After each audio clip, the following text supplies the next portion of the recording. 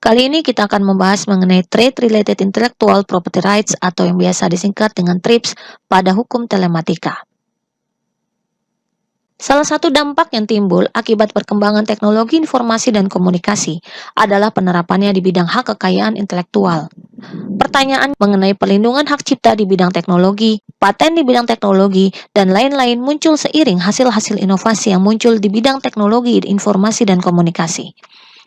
Semangat global perlindungan hak kekayaan intelektual mengakibatkan semangat untuk melakukan perundingan dan kesepakatan di bidang hak kekayaan intelektual, salah satunya adalah organisasi WTO yang menghasilkan TRIPS Agreement.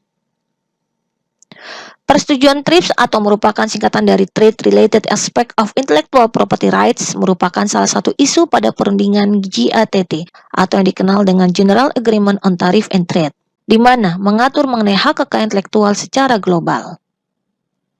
Secara umum, TRIPS berisi norma-norma yang harus dipatuhi dan dilaksanakan di bidang hak kekayaan intelektual. Selain itu, juga berisi mengenai larangan untuk melakukan perdagangan atas barang-barang yang terindikasi hasil pelanggaran HKI. Lahirnya GATT, TRIPS dapat dikatakan sebagai dampak global atas kondisi perdagangan yang bersifat lintas batas. Globalisasi telah menghantarkan adanya perpindahan barang dan jasa antar negara. Globalisasi pula menghantarkan dunia yang semakin tanpa batas.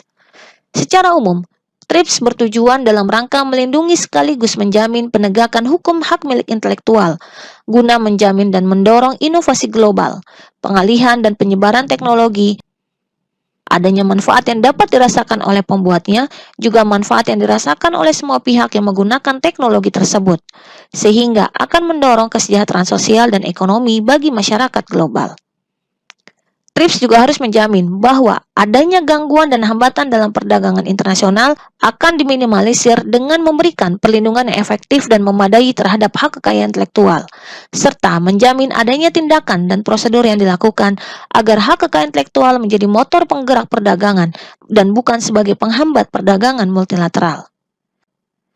Secara umum, isi TRIPS adalah sebagai berikut.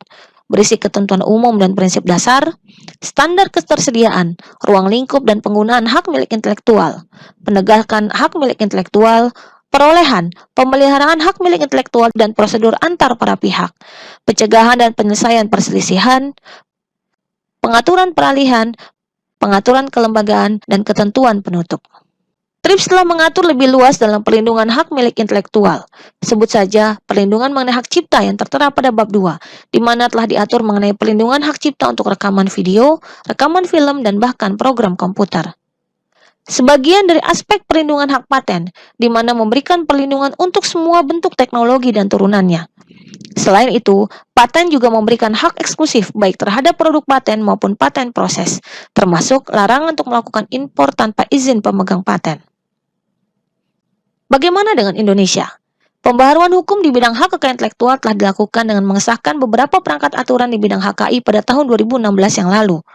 Namun demikian, perkembangan teknologi yang sedemikian pesat menuntut para pembentuk hukum agar senantiasa dinamis dan responsif terhadap kebutuhan norma di bidang hak kekayaan intelektual. Dapat dikatakan, aturan-aturan di bidang hak kekayaan intelektual di Indonesia masih kalah tertinggal dibandingkan negara-negara lainnya.